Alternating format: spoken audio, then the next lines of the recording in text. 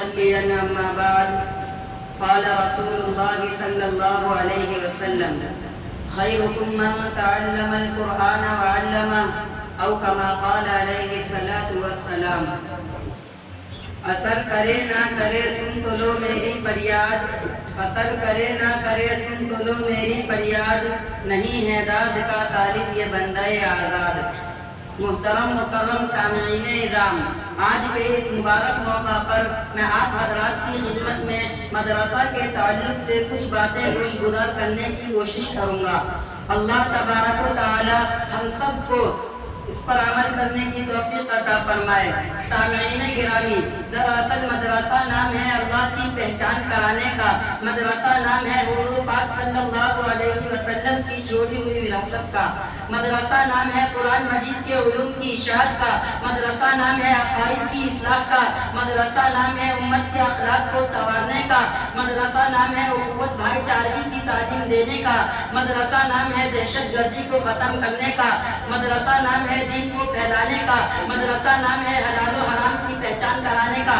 الغرض مدرسہ ایک بہت بڑی نعمت ہے۔ یہ مدرسہ 1450 سال سے لے کر آج تک بڑی آب و تاب کے ساتھ قال اللہ و قال رسول کی صدائیں بلند کر رہا ہے۔ اس مدرسہ کا رشتہ اصحاب صفہ سے چلا ہوا ہے، جس کے معلم آقا دو جہاں فخر بنی آدم نبی اکرم صلی اللہ علیہ وسلم تھے، اور جس کے طالب علم صدیق اکبر فاروق اعظم رضی اللہ عنہما جیسے جلیل القدر صحابی رسول تھے، جس کا نصاب اللہ کا قرآن اور رسول اللہ کا فرمان تھا، جس نے دنیا کے اندھیروں میں اور زندگی کی تاریکیوں میں نور کی کرن بن کر اجالا بانٹنے کا تاریخی کارنامہ انجام دیا۔ امت کے ہر تقاضے پر لبیک کہہ کر سماجی و معاشرتی، تہذیبی و ثقافتی، تمدنی و اخلاقی ہر اعتبار سے ایثار و قربانی کا بے نظیر مظاہرہ پیش کیا۔ یہ مدرسہ مکہ المکرمہ سے چلا تھا، وہاں سے مدینہ المنورہ میں منتقل ہوا اور رفتہ رفتہ چہار گانگے عالم میں پھیل گیا۔ الحمدللہ آج دار ارقم سے منسلک اصحاب صفہ سے جنم لینے والے دارالعلوم دیوبند کی شکل میں ہزاروں نہیں بلکہ لاکھوں کی تعداد میں مدارس اسلامیہ کا جال چپے چپے پہ اللہ کی اس دھرتی کے اوپر پھیلا ہوا ہے۔ اللہ اکبر، مدرسہ چل رہا ہے، دین کے دائی شہدائی پیدا ہو رہے ہیں۔ اسی مدرسہ سے اولیاء اللہ پیدا ہوئے، محدثین پیدا ہوئے، مفکرین پیدا ہوئے، مقررین پیدا ہوئے، محررین پیدا ہوئے، صدیقین پیدا ہوئے، صالحین پیدا ہوئے، علماء فقہا پیدا ہوئے، ائمہ و خطبہ پیدا ہوئے، حفاظ و قراء پیدا ہوئے، شہداء پیدا ہوئے، قطب و ابدال پیدا ہوئے۔ یہ مدرسہ ہے کوئی محتدہ نہیں ساقی، یہ مدرسہ ہے کوئی محتدہ نہیں ساقی، یہاں کی خاک سے انسان بنائے جاتے ہیں۔ سامعین محترم، اس سے آگے بڑھ کر یوں کہوں تو بے جا نہیں بلکہ حق بجا ہوگا کہ امام اعظم ابو حنیفہ کی فقہ، امام مالک کی عظمت، امام شافعی کا تقویٰ، امام احمد بن حنبل کا استقلال مدرسہ کی دم سے ہے۔ سعید ابن جبیر دین کے خاطر تختہ دار پر چڑھ گئے۔ امام غزالی نے حق و صداقت کا پرچم بادشاہوں کے سامنے بلند کیا۔ علامہ ابن تیمیہ کا جنازہ جیل سے اٹھا۔ امام غازی نے تفسیر لکھی۔ مجدد الفسانی نے جہانگیر کے دربار میں حق و صداقت کا پرچم بلند کیا۔ شاہ ولی اللہ کے انگوٹھے کاٹے گئے، لیکن وہ لوگ دین سے نہیں بدلے، کیونکہ یہ مدرسہ کی دین ہے۔ سامعین محترم، مدرسہ والوں نے ہر نازک موڑ پر امت مسلمہ کی رہنمائی اور دستگیری فرمائی۔ ہر دور میں طاغوتی و فرعونی طاقتوں کا ڈٹ کر مقابلہ کیا۔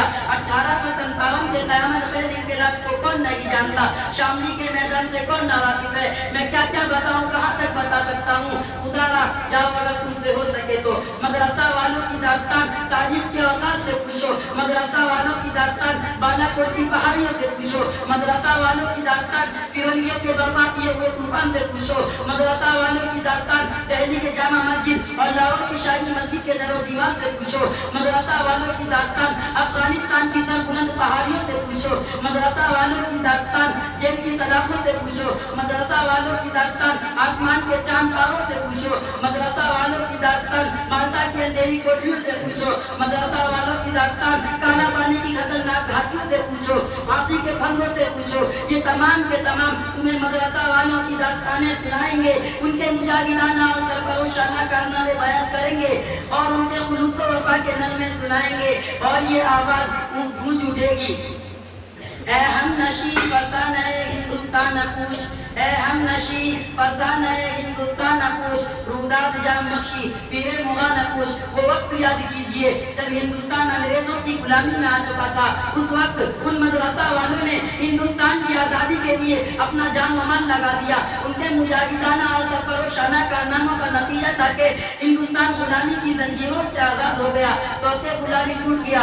اگر ہندوستان کی جنگ آزادی میں علماء حصہ نہ لیتے تو ہندوستان کبھی آزاد نہ ہوتا۔ اگر علماء نہ ہوتے تو تحریک آزادی نہ چلتی، تحریک بالا کوٹ نہ چلتی، تحریک ریشمی رومال نہ چلتی۔ الغرض ان علماء نے پھانسی کے پھندوں کو چوم کر، اپنی گردنیں کٹا کر، اپنے خون کو پانی کی طرح بہا کر ہندوستان کو انگریزوں کے چنگل سے آزاد کرایا۔ ان کی بری نیت اور ناپاک ارادوں کی دھجیاں اڑا کر رکھ دی۔ چنانچہ 1857 میں 2 محاذ بنائے گئے، ایک محاذ امبالہ میں جس کے قائل حضرت مولانا جعفر تھانیسوی تھے، دوسرا محاذ شاملی میں جس کے سپہ سالار حضرت حاجی امداد اللہ مہاجر مکی تھے۔ اس جنگ میں بڑے بڑے علماء زخمی ہوئے، شہید ہوئے۔ اسی جنگ میں حضرت محمودی زخمی ہوئے، حضرت گنگوہی زخمی ہوئے، حافظ جامی شہید ہوئے۔ اس 1857 کی جنگ آزادی میں 2 لاکھ مسلمانوں کو شہید کر دیا، جس کے اندر 51,000 علماء کرام تھے۔ دہلی کے اندر 500 علماء کو پھانسی کے پھندوں پر لٹکا دیا تھا، چونکہ انگریز تعداد میں بہت زیادہ تھی، اسی لیے علماء کو فتح نہ مل سکی۔ لیکن پھر بھی علماء کرام نے ہمت نہیں ہاری، حادثات و مصائب سے ٹکراتے ہوئے منزل مقصود کی طرف بڑھتے رہے۔ بالآخر وائسرائے برطانیہ کے حکمراں نے پوچھا کہ آخر بات کیا ہے؟ کچھ دنوں کے بعد کوئی نہ کوئی تحریک شروع ہو جاتی ہے، مجھے اس کی وجوہات بتاؤ تاکہ اس کو ہمیشہ کے لیے ختم کر دیا جا سکے۔ چنانچہ انہوں نے برطانیہ کے مبصرین تجزیہ نگار کو بلایا، جنہوں نے آ کر حالت کا جائزہ لیا اور کہا کہ اس وقت تک تحریکیں اٹھتی رہیں گی جب تک کہ ان 3 چیزوں کو ختم نہ کر دیا جا سکے۔ اسی بات پر میں اپنی تقریر ختم کرتا ہوں۔